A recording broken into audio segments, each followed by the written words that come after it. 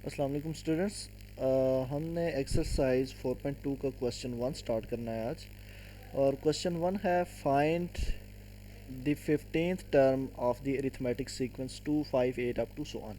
ये एक arithmetic sequence हमें दे दी गई है, इसकी हमें 15th टर्म फाइंड करनी है। 15th टर्म, और हमें पता है कि nth टर्म का फार्मूला क्या होता है। किसी भी सीक्वेंस का, किसी भी अरिथमेटिक सीक्वेंस का nth टर्म का जो फार्मूला होता है वो होता है an equal to A plus N minus one into D.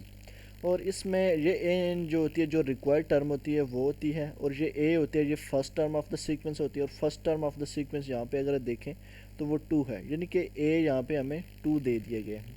और एन का मतलब है जितनी नंबर ऑफ़ टर्म्स कही गई हैं, यानी कितनी नंबर ऑफ़ टर्म्स की आपको चाहिए। तो 15th टर्म हमें चाहिए, तो एन इक्वल टू क्या है, 15 है। और डी का मतलब होता है कॉमन डिफरेंस। अब टू में, टू से फाइव कैसे बना है, तो टू में मतलब क्या ऐड या सब्ट्रैक्ट करके बना है, तो ऑब्वियसली थ्री। और फाइव में से फर्दर थ्री ऐड करें तो एट बनता है। तो इसका मतलब कॉमन डिफरेंस डी जो है वो वो थ्री है। और कॉमन डिफरेंस एक और तरीके से भी निकाला जा सकता है, अगली टर्म में से पिछली को माइनस कर दें, यानी फाइव में से टू को माइनस कर दें तो क्या बन जाएगा, थ्री।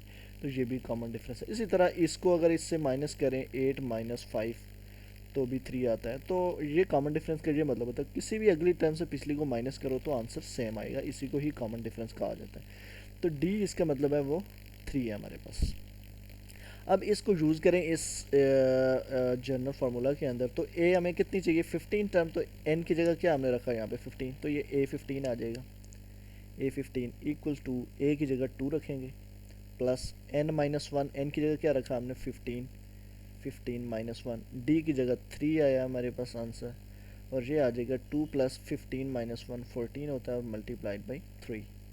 और ए 15 आ जाएगा यहाँ से हमारे पास, टू प्लस 14 थ्री ज़ार 42, और इन दोनों को ऐड करें तो हमारे पास आ जाएगा 44। तो 15 टर्म जो होगी वो 44 होगी। तो ये क्वेश्चन 1 हमारे पास सॉल्व हो चुका है। नेक्स्ट वीडियो में हम क्वेश्चन 2 सॉल्व करेंगे।